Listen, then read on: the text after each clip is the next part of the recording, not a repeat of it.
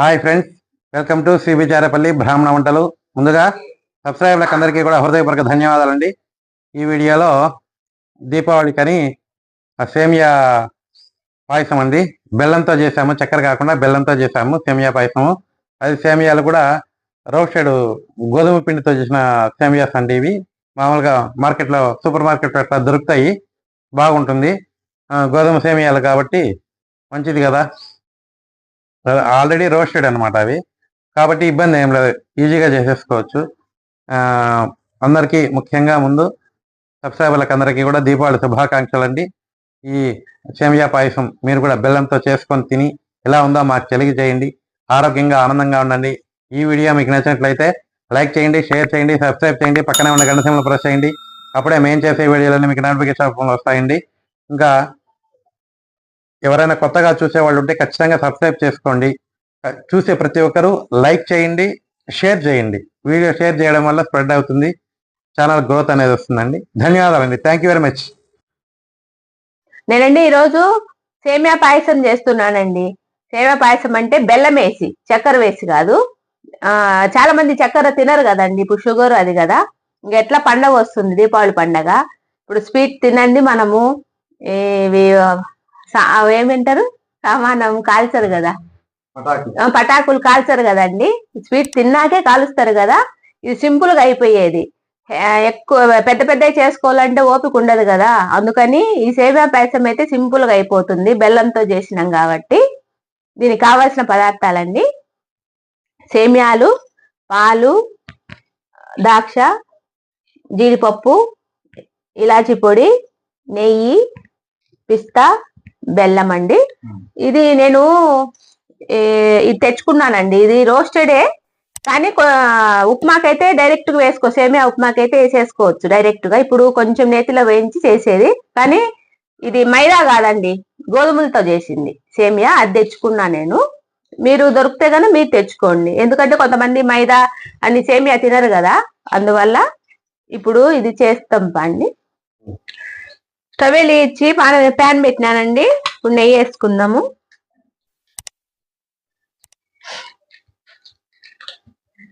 తగినంత నెయ్యి అండి. నెయ్యి ఎంత వేసుకున్నా బాగుంటుంది లేండి. ఇప్పుడు జీడిపప్పు ఇట్లా సన్నగా తుంచుకొని వేసుకోవాలండి. ద్రాక్ష మీ ఇష్టం అండి, ఏవైనా వేసుకోవచ్చు. నేను సింపుల్ గా ద్రాక్ష, ముంతమామిడి పప్పే వేసుకుంటున్నా. ఇదంతా కొంచెం దోరగా వేగాలి, గోల్డెన్ కలర్ వచ్చేదాకా.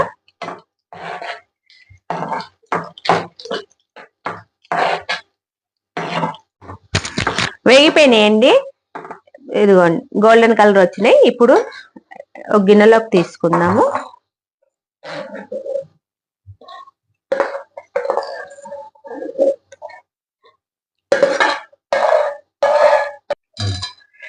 ఇప్పుడండి సేమియా ఇవి వేయించి పెట్టినేసినాయేనండి, కానీ కొంచెం మనము నెయ్యిలో అట్లా కొద్దిగా అట్లా ఫ్రై చేసుకోవాలి. ఉప్మాకైతే అవసరం లేదండి, ఇవి డైరెక్ట్ వేసేసుకోవచ్చు. ఎక్కువ వేగాల్సిన అవసరం కూడా లేదు. కొద్దిగా సేపు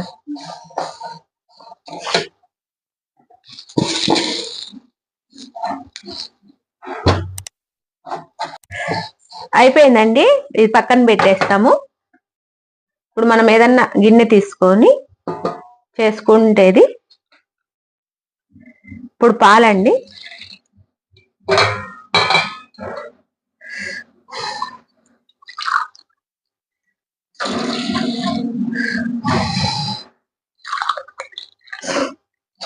నేను పాలు ఒక 3 గ్లాసులు, నీళ్లు ఒక 2 గ్లాసులు తీసుకుంటున్నాను. అచ్చం పాలు టైం చేసుకోవచ్చు అండి. కొంచెం గట్టిగా కావాలన్నా చేసుకోవచ్చు తక్కువ వేసుకొని. నేను కొద్దిగా నీళ్లు కూడా వేసుకున్నాను. ఇప్పుడు ఇదంతా వేసేయాలి, సేమియా అంతా. అదే తిప్పేది. మనము అవన్నీ సేమియా వేసుకున్నాక ఇట్లా బాగా తిప్పుకొని కొద్దిసేపు మూత పెట్టేస్తే నిదానంగా ఉడుకుతాయండి.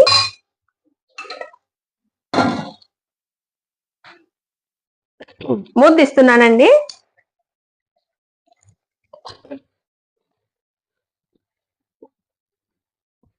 ఉడికిపోయిందండి. ఉడికిపోయింది. ఇప్పుడు ఆఫ్ చేస్తున్నా.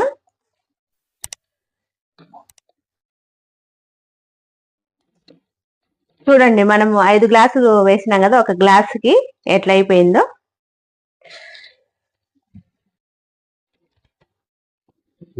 వేస్తా, కొంచెం చల్లారితే ఎట్లా వేస్తా. మూత తీస్తున్నానండి.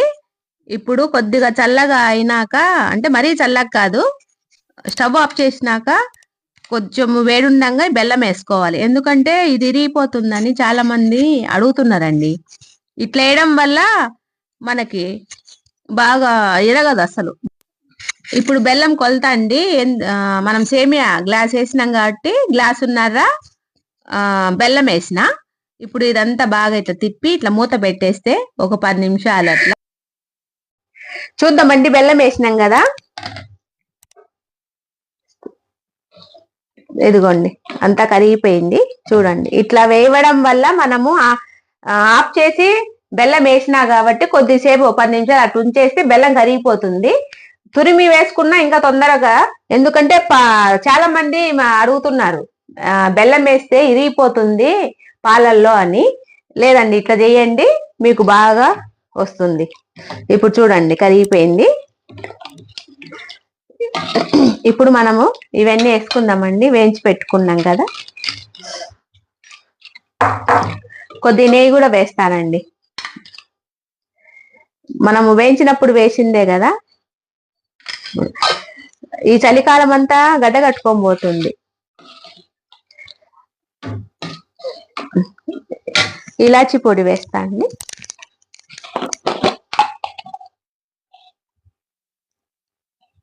ఒక 1/2 స్పూన్ ఇలాచి పొడి.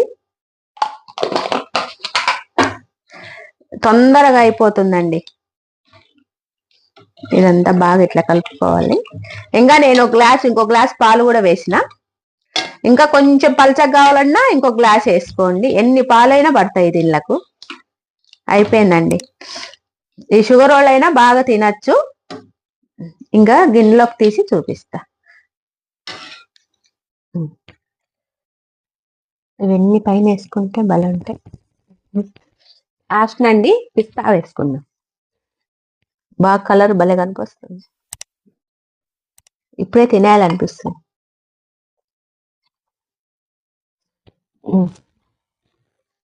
బెల్లంతో చేసిన సేమియా పాయసం అండి రెడీ అయిపోయింది. మీరు కూడా చేసుకొని తిని ఎలాగుందో మాకు తెలియజేయండి. ఆరోగ్యంగా ఉండండి, ఆనందంగా ఉండండి. ఈ వీడియో మీకు నచ్చినట్టయితే like, share, comment, subscribe to Sibicharapalli బ్రాహ్మణ వంటలు.